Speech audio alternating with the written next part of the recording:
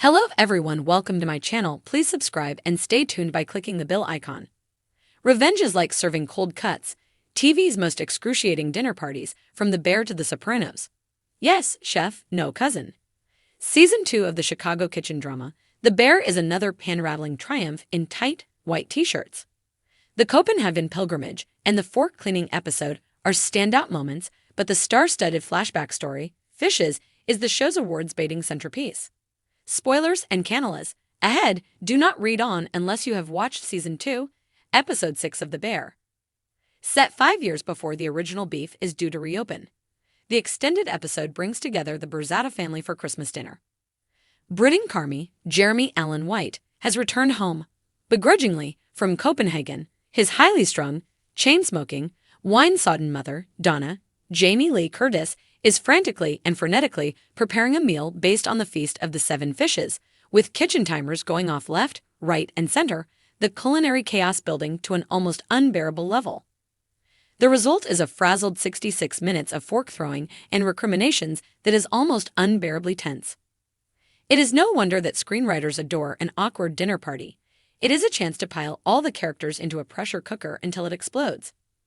With that in mind, we have selected our favorite TV dinners, from The Sopranos to The White Lotus, with an honorable mention for Come Dine With Me's What a Sad Little Life, Jane episode.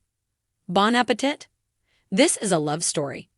Food Waller-Bridge's genre-defining sadcom kicked off its second season with a dysfunctional family gathering in a Swiss restaurant, the camera panning around the table, picking up subtle looks and unspoken tensions. Father announced his engagement to god-awful godmother, Olivia Colman, who dispensed her usual pass-ag barbs. Fleabag's sister, Claire Cyan Clifford, hadn't spoken to her for a year. Her vile husband gloated about being off the wagon, then got drunk. Fleabag punched him in the nose. The waitress took an elbow to the face. Fleabag covered up Claire's miscarriage by claiming it was hers. Crucially, the Emmy-nominated scene marked the introduction of Andrew Scott's Hot Priest. Mike Bartlett's modern-day remix of The Myth of Medea reached its melodramatic peak in the Season 1 finale. Saran Jones's GP, Gemma, and her cheating husband, Simon Bertie Carvel, were press-ganged into an impromptu pasta supper at his secret investor's house. Simmering with righteous anger, Gemma exacted public revenge for Simon's affair with the host's daughter, Kate, a young Jodie Comer, across the dinner table, announcing that not only had Kate aborted Simon's baby, but that Simon and her father were doing dodgy business deals. "A bitch is right," she said, "and I'm a wolf tonight." Having dropped her truth bombs, she sashayed out in slow-mo, not staying for Pud. The final chapter of Shane Meadows' opus moved on to 1990 and the Summer of Rave. Yet it was a non-smiley sign when Mole, Vicky McClure, and Woody, Joe Gilgan, invited the gang round for Sunday lunch. They were hardly the entertaining types. After the roast chicken, they falteringly announced that it wasn't Combo, Stephen Graham, who had killed her father, Mick, in 1986, but lol.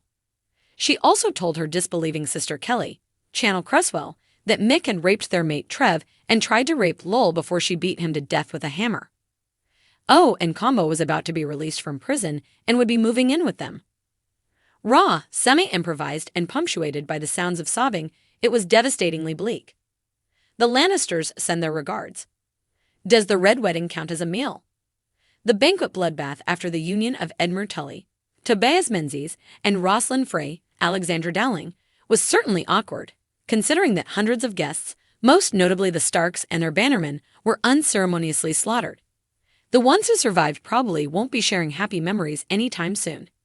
It was so unbearable that its creator, George R.R. Martin, couldn't bring himself to watch it, joking that he would visit a country with no television when the episode goes out.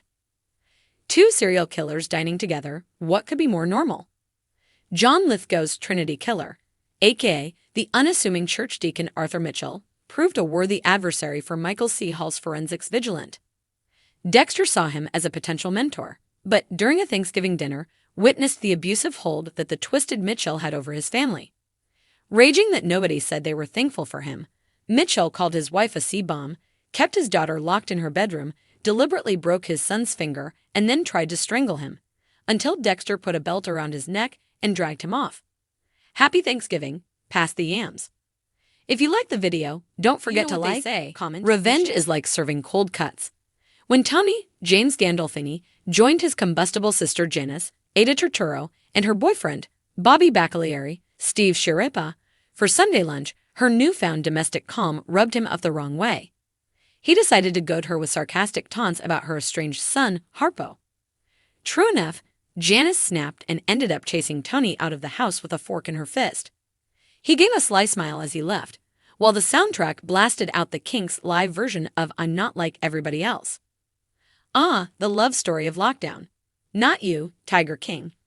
When silver-chained Dublin student Connell, Paul Mescal, went backpacking around Europe, he stopped off at the dreamy rural villa in Italy owned by the parents of Marion, Daisy Edgar Jones, while Marion was holidaying there with her dreadful new boyfriend, Jamie. During an alfresco spaghetti supper, chit-chat opened with a squabble over champagne glasses and went downhill from there. Jamie's jealousy, snobbery, and controlling nature became glaringly apparent, culminating in a demand for cream to go with his strawberries and a deliberately dropped wine glass. Marion turned to Connell for protection and comfort. Their romance was reignited. Bore on the floor, oink for your sausages, piggies. Waster Wojko's corporate retreat to a Hungarian hunting lodge turned into a humiliating witch hunt. Somebody within the company had leaked the plan to buy Pierce Global Media and fed intel to his unofficial biographer.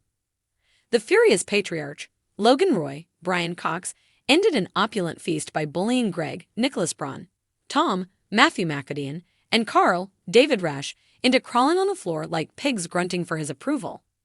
When Roman tried to film the sadistic spectacle, Kendall snatched his phone and they ended up squabbling like super-rich schoolboys. It's fun, bellowed Logan. Is it, though?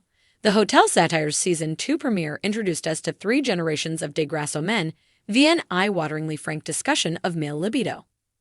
The lecherous grandfather, Bert F. Murray Abraham, proudly informed his grandson that he still got erections at 80, advised him to jerk off every day so you don't get backed up, and compared penises to sunsets. In awkward White Lotus meal steaks, its only rival is Season 1's breakfast, when the privileged Mossbacher family addressed mixed-race Paula, Brittany O'Grady, discomfort at a traditional Hawaiian dance show for rich, white hotel guests. Look, obviously, imperialism was bad, blustered the patriarch, Mark Steveson. You shouldn't kill people, steal their land, then make them dance. But welcome to history, welcome to America, Re8. If you liked the video, don't forget to like, comment, and share.